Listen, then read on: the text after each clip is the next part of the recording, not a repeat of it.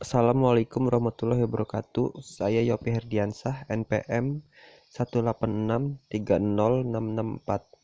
Di sini saya akan mempresentasikan tentang kode etik jurnalis. Pertama, pengertian. Ditinjau dari segi bahasa, kode etik berasal dari dua bahasa, yaitu kode berasal dari bahasa Inggris code yang berarti sandi. Pengertian dasarnya adalah ketentuan atau petunjuk yang sistematis, sedangkan etika berasal dari bahasa Yunani yang berarti ethos yang berarti watak atau moral. Dari pengertian itu, kemudian dewasa ini kode etik secara sederhana dapat diartikan sebagai himpunan atau kumpulan etika. Di Indonesia terdapat banyak kode etik jurnalis. Hal tersebut dipengaruhi oleh banyaknya organisasi wartawan di Indonesia. Untuk itu, kode etik juga berbagai macam, antara lain Kode Etik Jurnalistik Persatuan Wartawan Indonesia, Kode Etik Wartawan Indonesia, Kode Etik Jurnalistik Aliansi Jurnalis Independen, Kode Etik Jurnalis Televisi Indonesia, dan lainnya. Sejarah Kode Etik Jurnalistik di Indonesia. Sejarah perkembangan kode etik jurnalistik di Indonesia tidak dapat dilepaskan dari sejarah perkembangan pers di Indonesia. Jika diurutkan, maka sejarah pembentukan, pelaksanaan, dan pengawasan kode etik jurnalistik di Indonesia terbagi dalam 5 periode. Berikut kelima periode tersebut. 1. Periode tanpa kode etik jurnalistik. Periode ini terjadi ketika Indonesia baru lahir sebagai bangsa yang merdeka pada tanggal 17 Agustus 1945. Meski baru merdeka, di Indonesia telah lahir beberapa penerbitan pers baru. Berhubung masih baru, pers pada saat itu masih bergulat dengan persoalan bagaimana dapat menerbitkan atau memberikan informasi kepada masyarakat di era kemerdekaan, maka belum terpikir oleh pembuatan kode etik jurnalistik. Akibatnya, pada periode ini, pers berjalan tanpa kode etik. 2.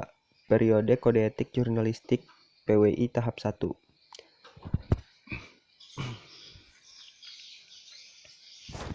Pada tahun 1946, Persatuan Wartawan Indonesia atau PWI dibentuk di Solo.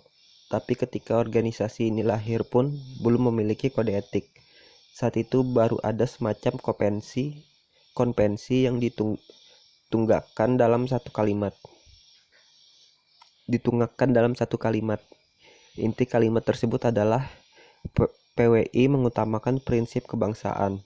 Setahun kemudian, pada 1947, lahirlah kode etik PWI yang pertama. 3.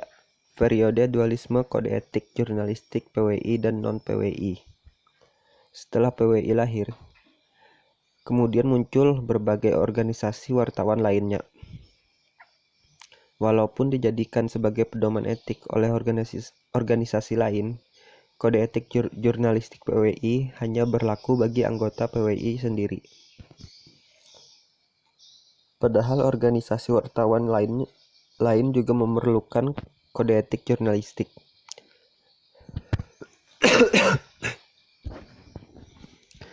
Berdasarkan pemikiran itulah Dewan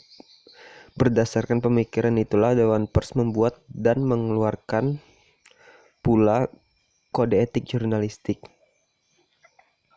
Waktu itu Dewan Pers membentuk sebuah panitia yang terdiri dari 7 orang, yaitu Mohtar Lubis, Nur Hadi Kartanmaja, Haji Rorim Pendey, Sondoro Wonohito, L.E. Manuhua, dan A. Aziz.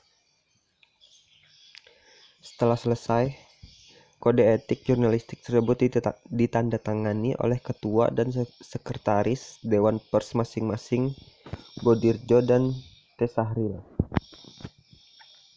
dan disahkan pada 30 September 1968. Dengan demikian, waktu itu Terjadi dualisme kode etik jurnalistik. Kode etik jurnalistik PWI berlaku untuk wartawan yang menjadi anggota PWI, sedangkan kode etik jurnalistik Dewan Pers berlaku untuk non-PWI. Periode kode etik jurnalistik PWI tahap 2.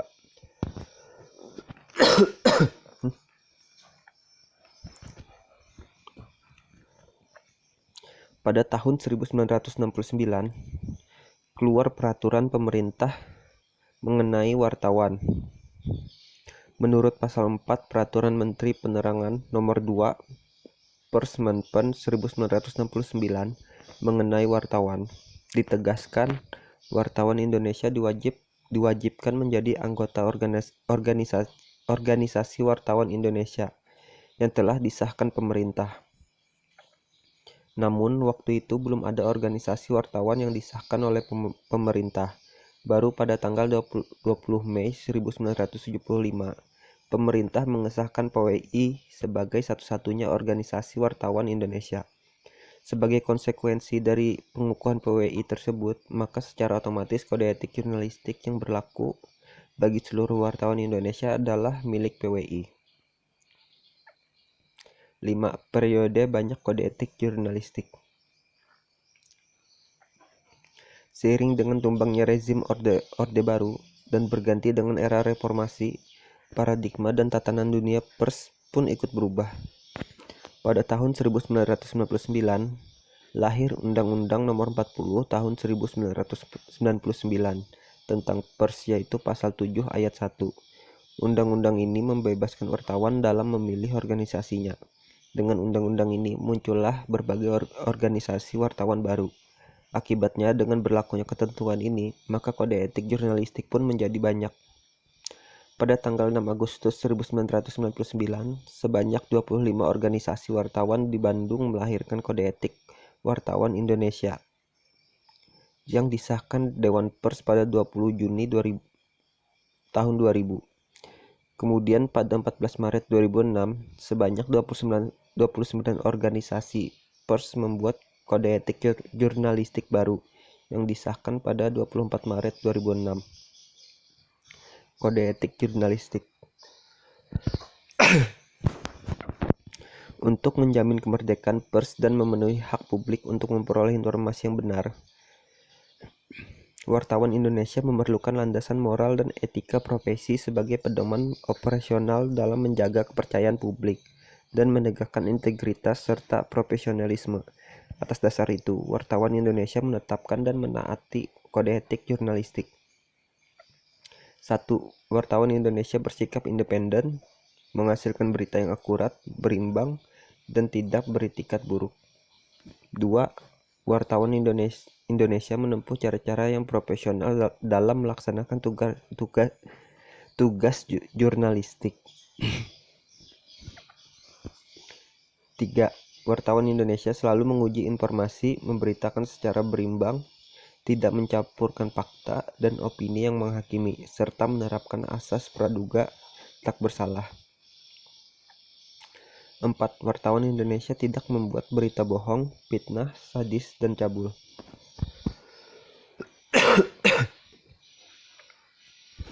5. Wartawan Indonesia tidak menyebutkan dan menyiarkan identitas korban kejahatan susila dan tidak menyebutkan identitas anak yang menjadi pelaku kejahatan.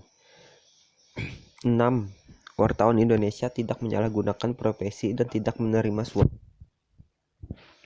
7. Wartawan Indonesia memiliki hak tolak untuk melindungi narasumber yang tidak bersedia diketahui identitas maupun keberadaannya, menghargai ketentuan embargo, informasi latar belakang, dan off the record sesuai dengan kesepakatan.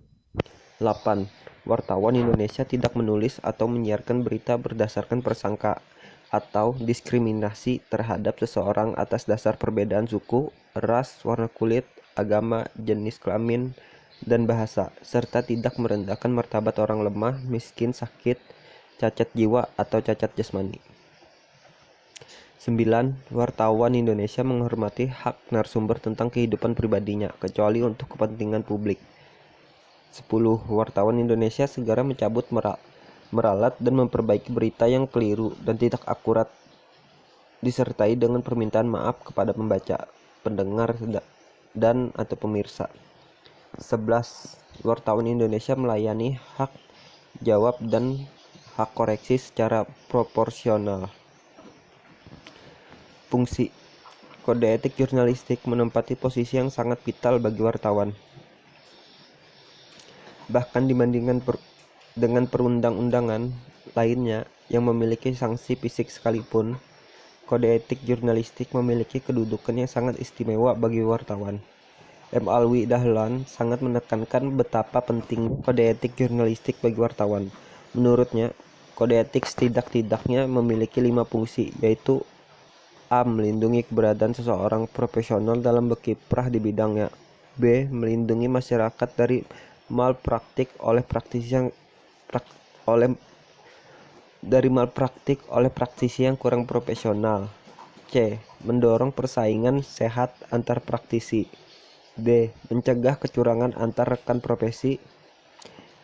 Dan E. Mencegah manipulasi informasi oleh narasumber. Sekian presentasi dari saya. Terima kasih.